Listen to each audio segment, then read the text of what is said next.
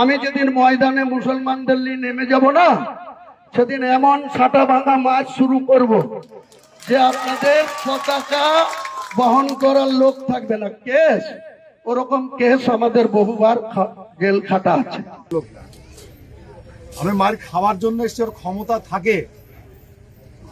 থাকে দেওয়ার জন্য ও রেডি থাকুক। আর যেটা বলছি, পতাকা ধরার লোক আছে কি নেই, এই রেজিনগর বিধানসভাতে বাই ইলেকশন যত আসতে থাকবে তত দেখতে থাকবে পতাকা ধরার লোক আছে কিনা। কারণ অলরেডি যারা জড়ো হয়েছে, যারা আমাকে আমন্ত্রণ জানিয়েছে, তারা অলরেডি পতাকা ছেড়ে তারা ভারতীয় জনতা পার্টিতে সামিল হওয়ার জন্য ইচ্ছা প্রকাশ করেছে। এখানে এখানে এমন আস্ফালন করে বেড়াচ্ছে। তা আমি শুভেন্দু অধিকারীকে সেদিন বলেছি যে আপনি ভোটে জিতেছেন, আপনার দল জিতেছে, খুব ভালো কথা, কিন্তু মুর্শিদাবাদে আস্ফালনটা একটু কম করতে বলেন। জামানা আভি বিজেপি কা হ্যায়। শুভেন্দু অধিকারী মুখ্যমন্ত্রী, তাকে বলছে যে মুখ্যমন্ত্রীকে বলে এসছি মুর্শিদাবাদের লোকরা যেন বেশি না লাফায়।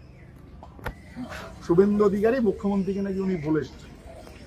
আর টাওয়ার গরম হয়ে গেলে নাকি মুখ্যমন্ত্রী আর এসপিকে মানেন না।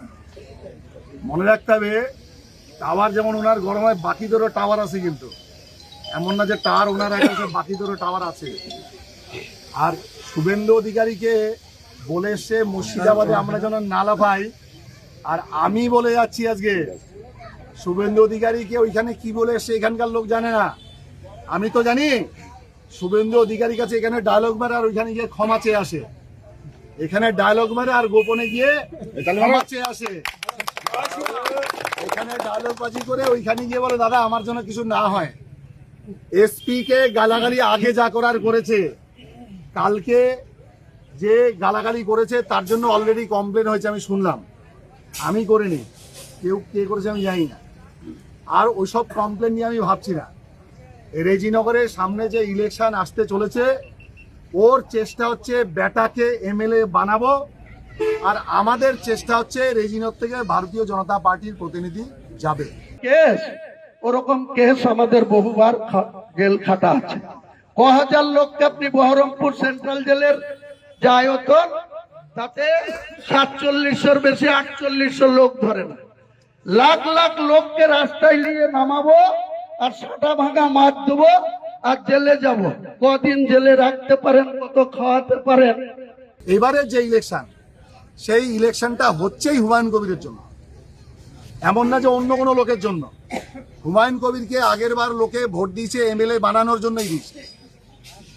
এমএলএ ওকে বানিয়েও দিয়েছে লোকে, পদত্যাগ করবে বলে কিন্তু ওকে লোকে ভোট দেয়নি। কিন্তু ওর মতলব ছিল যে দুটো যদি জিতে যায় তাহলে একটা ছাড়বো আর বেটাকে ওইটাতে দাঁড় করাবো। আবার নিজেই বলছে আমার বেটা বেশি কিছু বুঝে না, আমিই তো আছি, বেটার ব্যাপারটা আমি দেখে নেব।